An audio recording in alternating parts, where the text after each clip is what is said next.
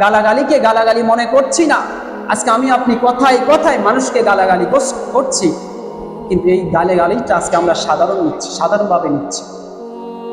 কথায় কথায় এখন মুসলমান মুখে জবানে শুধু গালাগালি করে, মা নিয়ে গালাগালি করে, বাবা নিয়ে গালাগালি করে। যত প্রকারের কবি আছে জবান দিয়ে কথায় কথায়, ভালো একটা কথা বললো, দুজন যখন কথা বলে মুখ দিয়ে একা তার মুখ দিয়ে গালি বের হয়ে যায়।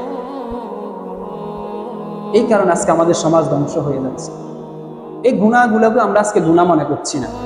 গুণাগুলোকে আজকে আমরা গুণা, প্রতিনিয়ত আমাদের জবান থেকে গালি বের হয়ে যাচ্ছে, বের হচ্ছে না আমাদের জবান থেকে?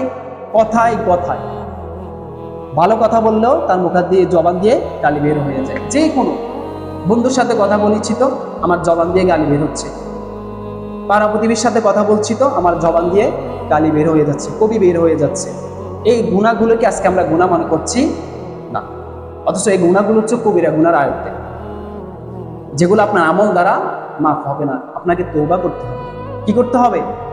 তওবা করতে হবে। আজকে আমরা গুনাহকে সহজভাবে নিয়েছি বিদায় আজকে আমাদের সমাজ ধ্বংসের পথে চলে যাচ্ছে।